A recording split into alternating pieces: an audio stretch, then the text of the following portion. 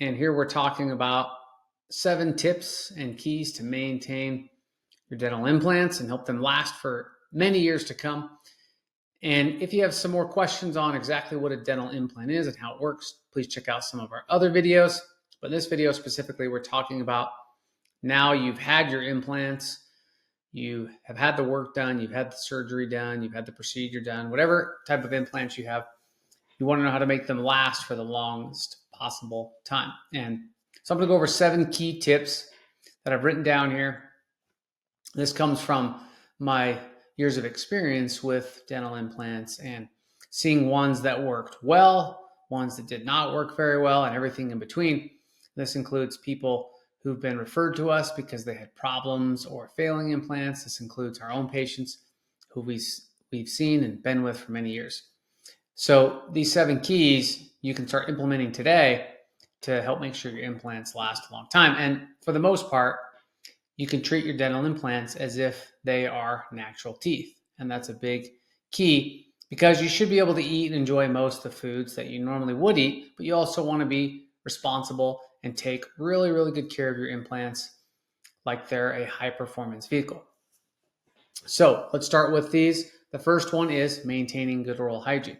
And this would include brushing your teeth, flossing, using a water pick, those kind of things that you would do with your normal teeth. But 2 or 3 times a day, brushing your teeth, rinsing your mouth with water between meals, flossing, or using a water pick, or both are all great things. A mouth rinse, a tongue scraper, all those kind of things to go above and beyond. And we found that because we live longer, because there are so many processed foods and preservatives, because so many of us deal with things like sleep apnea and dry mouth and medications, and we've had cancer treatment or history of diabetes or other types of surgeries where you're taking medications, those are going to dry your mouth out.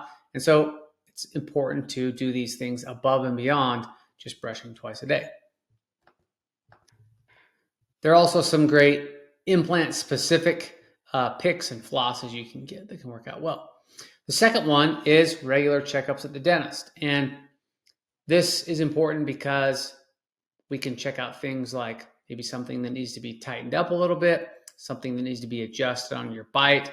We can check the health of your gums, your throat, your airway, your jaw, screen for oral cancer. If you have some remaining natural teeth, making sure those are functioning well with your implants, making sure that your implants aren't wearing too prematurely and that your bite is balanced and functional that way.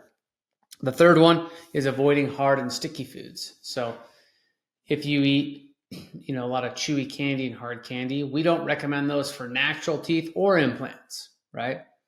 Implants are very strong, but if they're constantly put under flexing pressure or sticky pressure or things that can angle or tweak them, things can come loose. So once in a while, we even see an implant break or a screw break, which is really sad. But for the most part, you just may run into issues with things loosening faster than they should or things wearing down or popping off. The fourth one is avoiding tobacco and smoking. This is a tough one.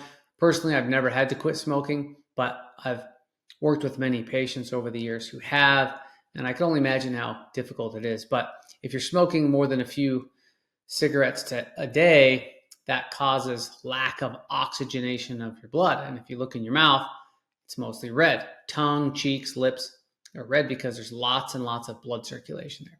And so with implants, if you're using tobacco, chewing tobacco, smoking, e-cigarettes, the nicotine and the tobacco cause less oxygen to be in your blood, which means your implants and the bone holding them in aren't getting as much nutrient-rich blood as they could.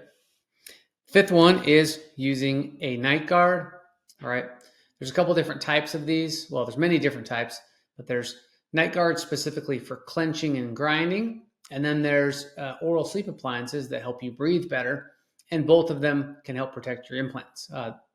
The latter is designed to treat sleep apnea and snoring. The former is strictly for clenching and grinding. But for our patients with dental implants, especially if they have major implant work, we include a grinding guard with it because we find that most people get so used to it that they're really happy to wear it, and it makes their mouth more comfortable and protects their lips and cheeks and everything else.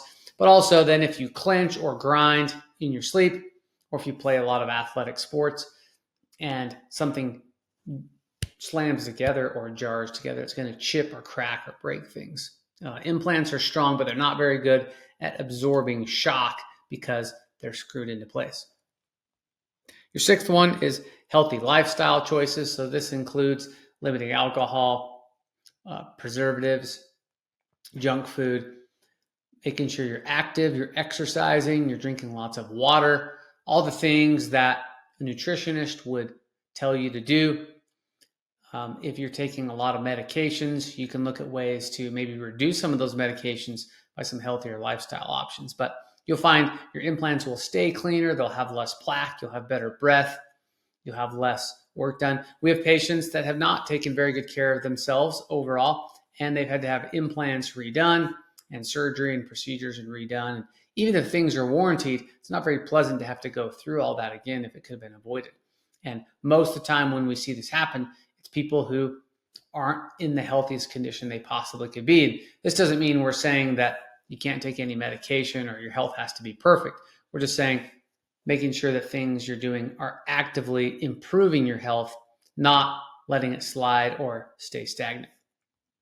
And then the seventh one is make sure you work with an experienced dental team that knows both how to treat and place the implants as well as maintain the implants, because some places are really good at putting implants, but they don't provide any of the maintenance. And other places can do the cleaning and the maintenance on your implants, but they don't place implants in their office. And so to get that full picture, work with an experienced team in an office that does both, because they'll have a better overall picture of how to help you keep your implants and make them last the longest. So thanks for taking a minute to watch this video. We look forward to seeing you on the next one, and